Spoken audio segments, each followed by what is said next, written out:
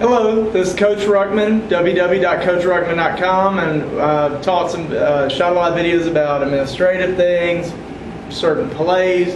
But I want to go over just a drill today, one of my favorite drills. This is a defensive line drill. And basically it's the figure eight. Some people do hoops. I go ahead and just paint two circles on the ground. Actually, the combines I work with, we actually do this as one of our measurements because, again, it shows a lot more athleticism than a broad jump or other types of things. But there's several different ways you can do it. I usually paint a start and finish stripe right here in the middle. Simple things you can do. One, you get a three-point stance. Three-point stance and these are about, I'd say, at least 6 feet across. These are pretty big circles. These are bigger than hula hoops because it's a little bit of a conditioning thing as well. Let me erase that because I'll need it again later. The three-point stance, and of course they run the figure eight, and it's important they don't finish until they finish through that line. A lot of players I've seen, they want to finish just somewhere out in the space out here. Again, I'm obsessed with doing the little things right. They're losing, that little bit of athletic development right there. Actually, more than that. They're losing that much of that athletic development right there. They didn't make that final turn. Again, it's kind of like I push finish and everything. First quarter on that turn, second quarter on that turn, third quarter on that turn, fourth quarter on this final turn. You got to be strongest in the fourth quarter. So I really like having them finish that last corner up. You got to be on them, or the defensive line. You can do it with any position really, but they will try to cheat like crazy on that last turn.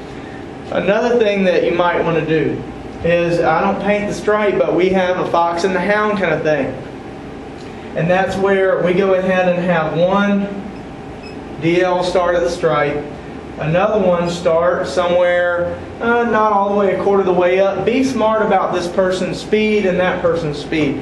You may want to adjust it a little bit, but they both start at the same time.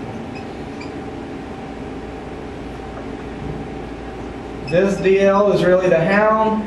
This DL is the fox. And so when the whistle blows, basically they both run the figure eight, and of course the hound tries to catch the fox back around. If they catch the fox, you can do some type of up-down punishment, push-ups, or just clap it up and have a good time. But that's a way to make this a little more competitive, because as you know, if you coach for a long time, players will try to get lazy on you if there isn't something at stake, if people aren't watching, or if it gets to become routine. So you can do the fox and the hound drill on it to make it stay competitive. You can put some stakes out there as far as push-ups and things like that. Another way to make it competitive, I like doing a timed event, where they start here, they run around, and the clock stops whenever they cross the line. And I may post a board, or I may have a running sheet with everybody's time. Anybody wants to get out there and try to break the record, they can. They're competing, but more importantly, they're getting better athletically the whole time that they're doing that. And they don't know that. They're just having fun. It's a way to make it fun, but they are working their butts off, huffing and puffing at a drill that's also getting them athletically better. Now, let me stop for a second. You may wonder, well, why would you do this drill? Well, it's mainly a pass rush type drill. Probably better suited for your defensive ends, maybe your outside linebackers if you blitz them a lot. But it's mainly a defensive line pass rush type drill. Now, what we do too, another final thing I like to incorporate with it, is I'll put two people in the middle here holding the big half round bags or a whole bag. And what we'll do is they'll stand in the middle and hold the half round here. They'll stand in the middle and hold the half round here. When the DL, whenever they take off, they got to rip it. They rip it on the run. They rip it on the run. Then whenever he passes, he goes ahead and flips over and holds the bag out real quick. This person here has got to move a little bit. So he'll hold the bag. When it gets ripped, he'll turn around and hold it on the other way. Again, there'll be another rip here, and this person has went ahead and held their bag out the end, and there'll be another rip to finish. It doesn't always have to be a rip. You can alternate. You may rip and do a punch, swim, alternate. And I may go over those defensive line techniques in another video, maybe we're on the field.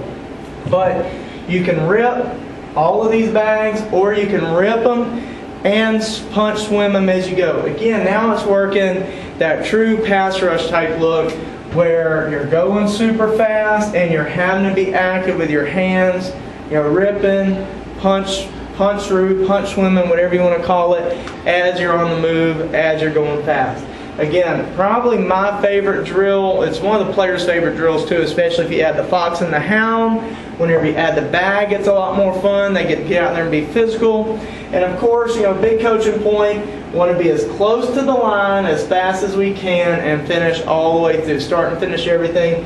Don't let them quit right in here. They will. They will run out into oblivion over there, as I call it. There's nothing over there. Get to the line and finish. Again, Coach Ruckman, need me for anything, have any other questions, or you have drills you want to send to me, I'll appreciate it. www.coachruckman.com.